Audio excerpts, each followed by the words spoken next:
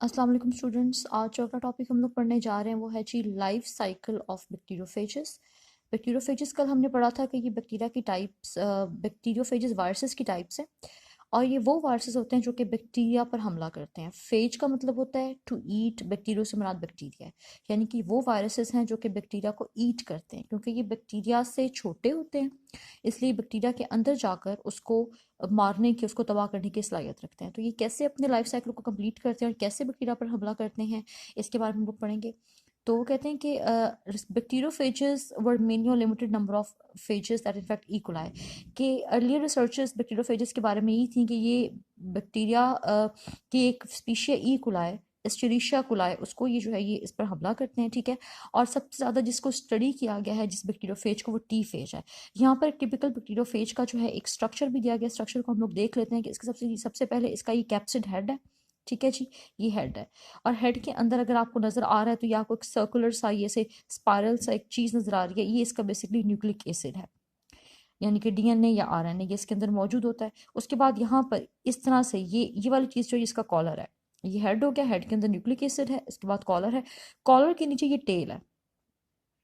Tell के नीचे जैसे कॉलर है, कॉलर के नीचे ऐसे ही आपको एक छोटी सी ये प्लेट से नजर आ रही है, इसको बेसल प्लेट कहते हैं।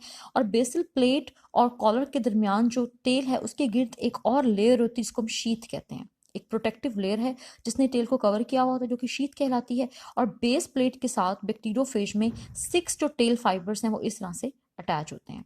ये 6 टेल फाइबर्स हैं जो कि इसके साथ अटैच होते हैं। तो ये बेसिकली इसका एक टिपिकल बैक्टीरियोफेज का स्ट्रक्चर है। यह आपको आपकी बुक पे नजर भी आ रहा होगा। हम इसके स्ट्रक्चर को पढ़ लेते हैं जो कि आपकी बुक में दिया हुआ है। कि कहते हैं टी फेजेस में T2 and T4 phages are mainly used in phase studies. The overall structure of T4 started with electron microscope resemble that of a tadpole consisting of head and tail. मैं आपको बता चुकी हूँ कि head और tell पर मुश्तमिल इसका स्ट्रक्चर होता है। हेड इलोंगेटेड pyramidal, ठीक है। दो ट्रायंगुलर स्ट्रक्चर होते हैं जिसकी कॉमन बेस होती है, हेक्सागोनल होता है जी, 6 साइड्स होती हैं, प्रिज्म शेप होता है और स्ट्रेट टेल अटैच होती है उसके साथ। हेड के अंदर डबल स्ट्रैंडेड डीएनए को मॉलिक्यूल, मैंने आपको पहले बताया था, यहाँ पर जैसे न्यूक्लिक एसिड है तो ये बेसिकली डीएनए का मॉलिक्यूल है जो कि हेड के अंदर मौजूद होता है। Double stranded DNA molecule attach होता है। Structure of phage tail is more complex than head. Tail का जो स्ट्रक्चर है वो हेड से ज्यादा कॉम्प्लेक्स होता है। क्यों? कि layer of distinct protein forms the inner tube, यानी कि मैंने आपको पहले बताया था कि ट्यूब, यानी कि जो इसकी टेल है ये एक ट्यूब है जो कि मौजूद होती है जिसको हम कोर कहते हैं। और कोर के गिर्द एक और प्रोटेक्टिव लेयर होती है जिसको हम शीथ कहते हैं, जो कि जिसके अंदर ये कोर, जो टेल की कोर है, ये मौजूद होती है। ठीक है। एक साइड पर जो है वो कॉलर अटैच होता है, हमको पहले बता चुकी हूँ। दूसरी साइड पर एंड प्लेट होती है और एंड प्लेट के ऊपर 6 टेल के फाइबर जो हैं वो अटैच होते हैं। फेज, ये बैक्टीरियोफेज है, ये बैक्टीरिया पर हमला कर देता है, यानी कि बैक्टीरिया से छोटा होता है, बैक्टीरिया के अंदर जाकर, बैक्टीरियल सेल के अंदर जाकर उस पर हमला करके उसको तबाह करता है।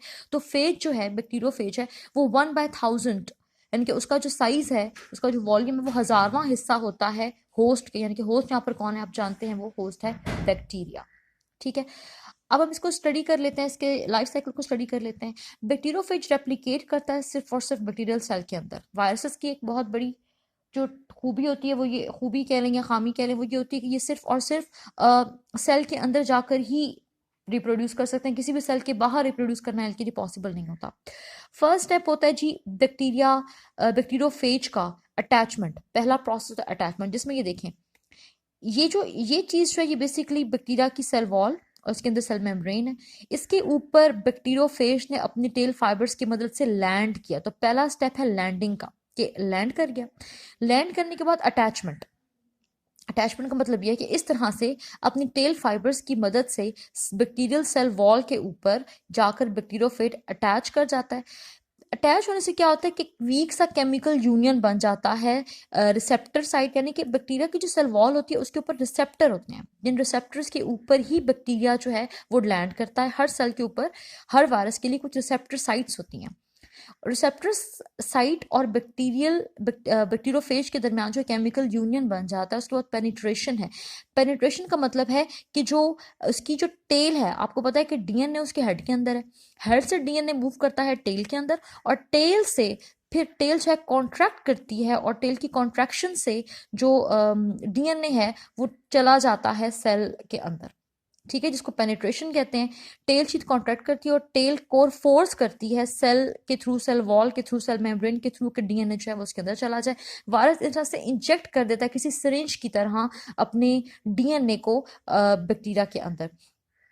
और यहाँ पर आप देखें कि सिर्फ और सिर्फ टेल ही अंदर गई है, बाकी का जो वायरस है वो बाहर ही रहता है। सिर्फ जो जो डीएनए है सिर्फ वो अंदर जाता है, बाकी का जो टेल के थ्रू डीएनए जो है वो पेनिट्रेट कर जाता है सेल के अंदर रिसेप्टर साइट के ऊपर जब वायरस लगता है। और बाकी का जितना भी प्रोटीन का उसका ये प्रोटीन का बना हुआ सारा जो बाकी का वायरस प्रोटीन का बना हुआ ये सेल के बाहर ही रहता है, तो सिर्फ डीएनए जो है वो अंदर जाता है सेल के। एंटर होने के बाद जो वायरल का न्यूक्लिक एसिड है यानी कि जो डीएनए है वो कंट्रोल हासिल कर लेता है होस्ट की बायोसिंथेटिक मशीनरी का। हम लोगों ने कल पढ़ा था कि वायरस के अपने पास कोई मेटाबॉलिक मशीनरी नहीं होती, इसलिए वायरस डिपेंड करता है होस्ट की बायोसिंथेटिक मशीनरी पे अपने प्रोटीन बनाने के लिए, अपने डीएनए को बनाने के लिए। तो अंदर जाने के बाद होस्ट की जो मशीनरी है उसका कंट्रोल हासिल करने के बाद वायरस मल्टीप्लाई करना शुरू कर देता है।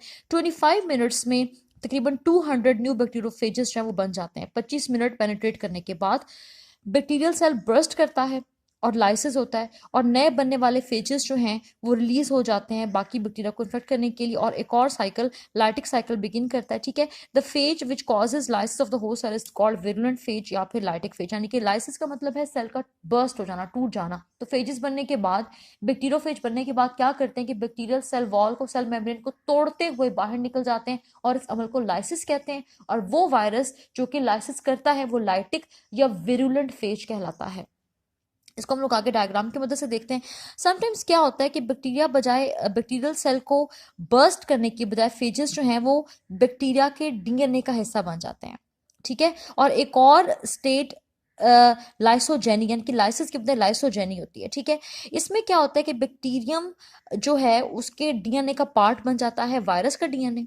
ठीक है, और जब बैक्टीरिया रिप्रोड्यूस करता है, बैक्टीरिया 1 से 2, 2 से 4 होते हैं, तो साथ ही जो इसका जाहिर बात है बैक्टीरिया का डीएनए भी रेप्लिकेट करता है। तो बैक्टीरिया का डीएनए रेप्लिकेट करता है, तो चूंकि वायरस ने अपना डीएनए इनकॉर्पोरेट कर दिया है बैक्टीरिया के डीएनए में, तो बैक्टीरिया के डीएनए के रेप्लिकेशन से वायरस का डीएनए ऑटोमेटिकली रेप्लिकेट करता रहता है।